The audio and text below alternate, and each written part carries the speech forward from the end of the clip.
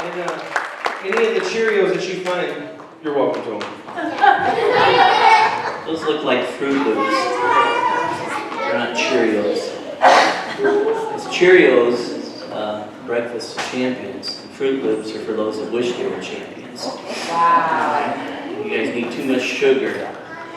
I told Craig that the other day, I had a thought, and I said, you know, if you ever get a chance, I said, I would like to teach a lesson in Super Sunday. And so he said, well, not last Sunday, he said, but the Sunday coming up, he said, you can do that.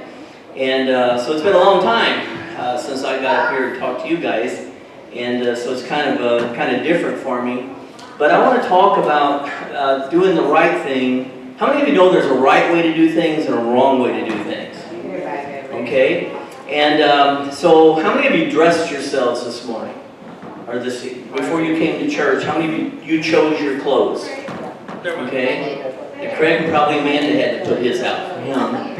And my wife has to put mine out for me.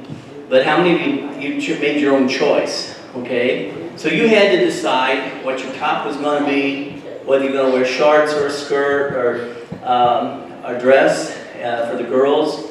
And then you even might have decided what color socks you were going to wear, what color shoes.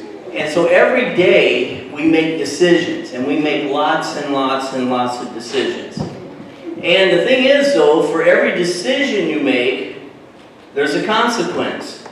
So if you make a good decision, what happens? Something good. You get blessed. If you make a bad decision, what happens? You get disciplined. When I was a kid, I don't remember how old I was probably about 13. And I had a cousin that he made bad decisions, okay? And one day I was out at his house, and he made the decision that we were going to have a BB gun fight. And I tried to talk him out of it, but he wouldn't have any of it. He was going to shoot at me no matter what. So they had a farm, and so his dad sold watermelons. And so there was a watermelon sign out there, a big wooden watermelon sign. And so he just started shooting at me with a BB gun. And so I ducked behind that sign, and I could hear those BBs hitting that sign. But finally, I lifted my head up to see what he was doing, and he shot me right in the top of my head. Okay? Now, I didn't have anything to do with that decision. And so I started bleeding, and I ran into the house to my aunt, and so she patched me up and got the bleeding stopped and whatever. But he had made a bad decision. And I wasn't there when it happened, but I was told that later my uncle, his dad, took his BB gun and wrapped it around the telephone pole. And so he lost his BB gun because he had made a bad decision. Have any of you guys ever made a bad decision? Have you ever had anybody try to talk you into a bad decision? Okay, so that's kind of what we're gonna talk about. I'm gonna put this down if you can still hear me. And this you've seen before. We used to do this all the time. And this is not a magic rope, okay? It's a trick rope. And so I would usually give it to two kids, and I'd say, you hold this in, you hold this in. And I'd say, you can say the magic words, abracadabra, or whatever words you choose, and see if you can make this thing stand out. Just hold it until one of them, you're going to let go, you're going to hold on. And so I would count to 3 and say the magic words, and they'd say abracadabra, and she would let go. And it didn't work, did it? You know why? Because there's a wrong way to do things, there's a right way to do things. So then I would take it, and I would tell them, I'd say, okay, hold it again, and hold it out. And I would say, this time, we're not going to use magic, we're just going to say Jesus. And I used to do this to teach them to have a backbone. How many of you know what a backbone is for? What would happen to you if you didn't have a backbone? You fall over. Yeah, you'd look like a jellyfish, okay? They don't have a backbone. And so your backbone, we use that phrase to say to have some courage, to have some guts, to do the right thing.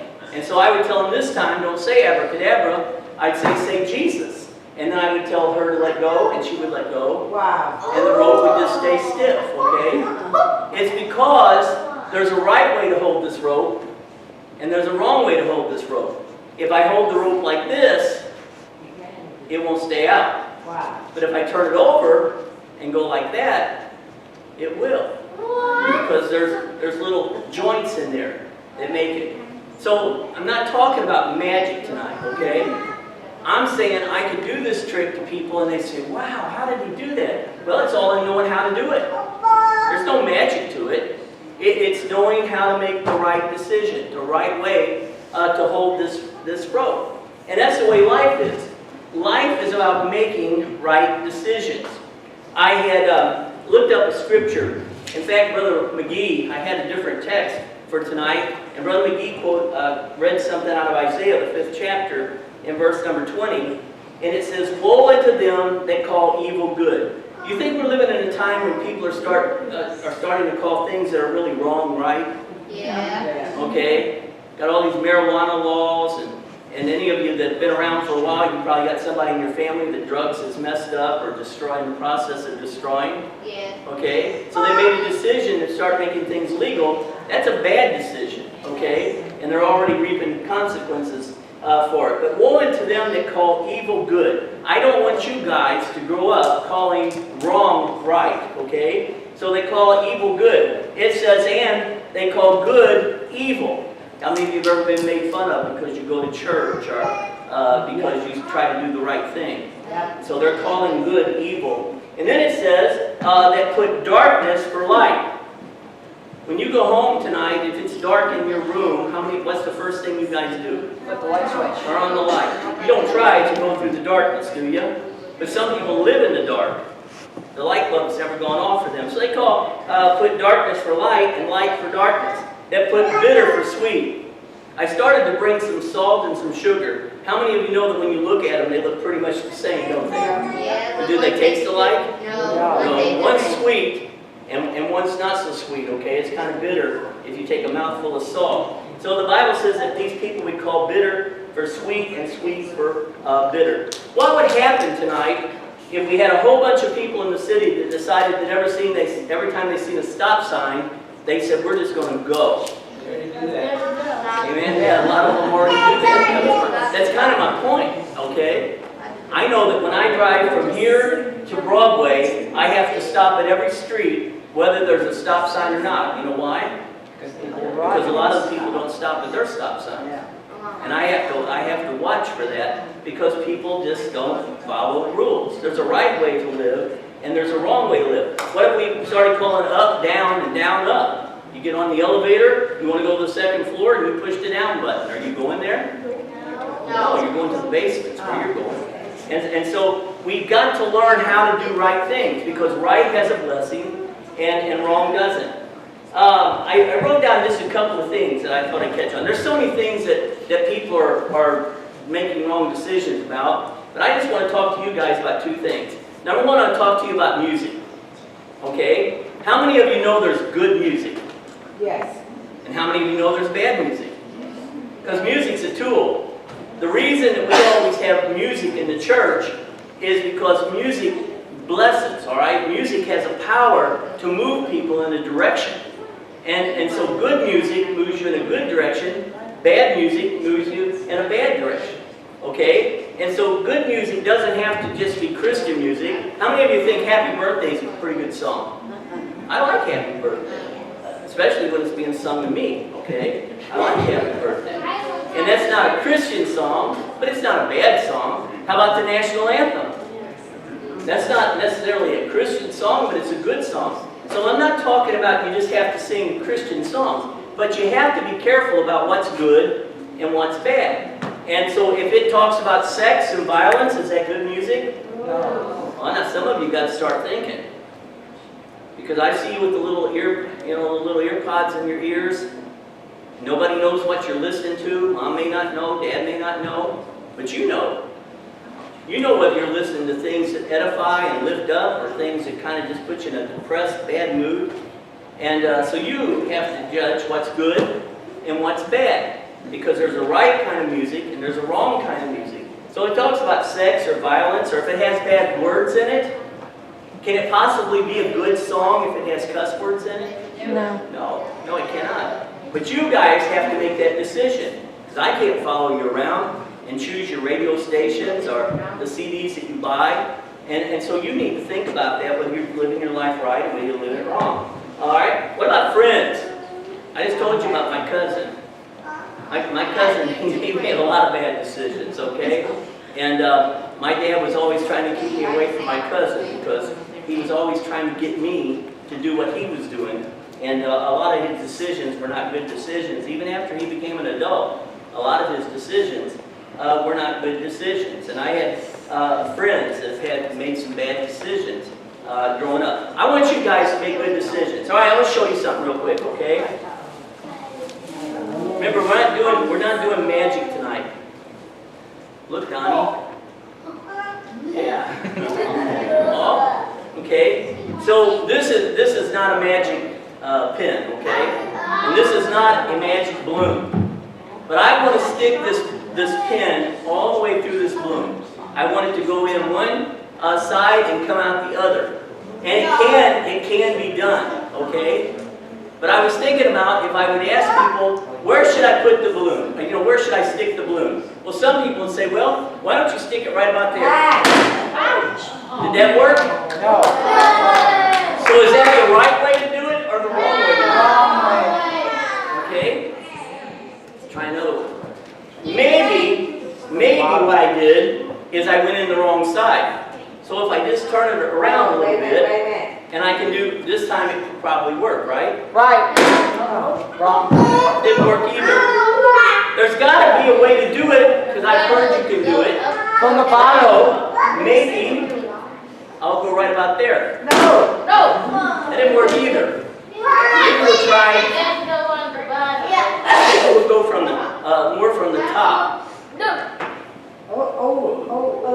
Maybe we try something here. Huh?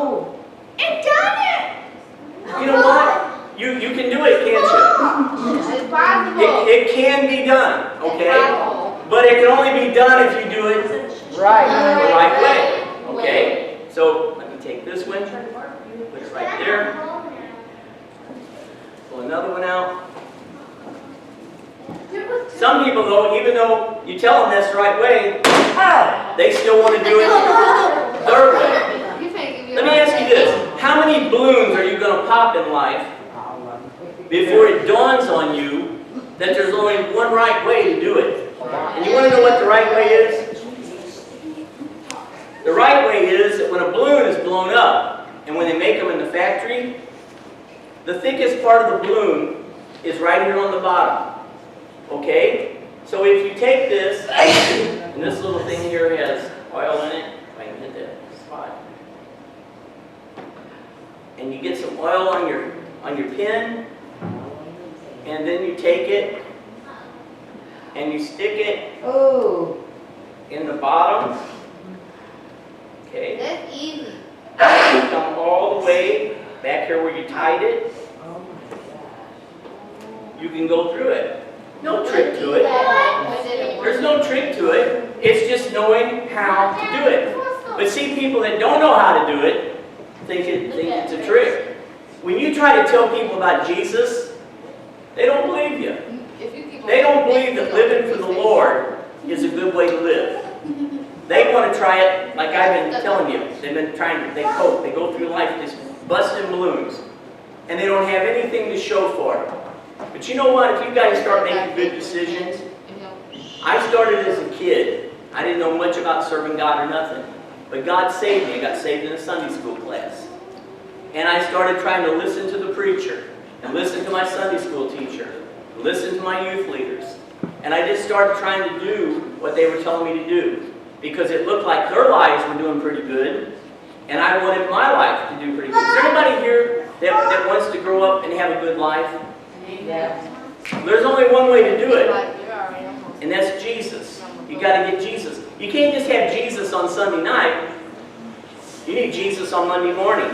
You need Jesus on Tuesday morning. You need Jesus on Wednesday morning, Thursday morning, Friday morning, Saturday morning. And you just keep doing that over and over.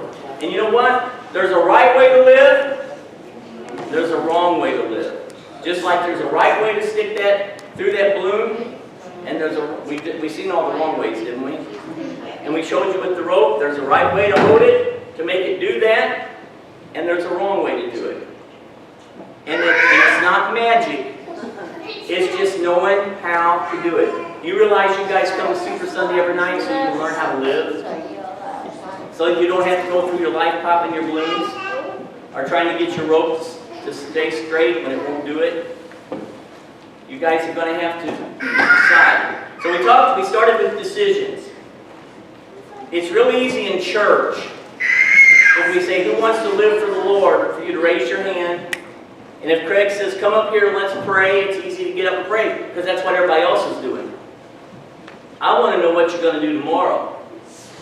All right? I want to know what you're going to do when you're at school with your friends. I want to know what you're going to do when you're hanging out with kids in the neighborhood. I want to know if you're going to do the right thing or the wrong thing.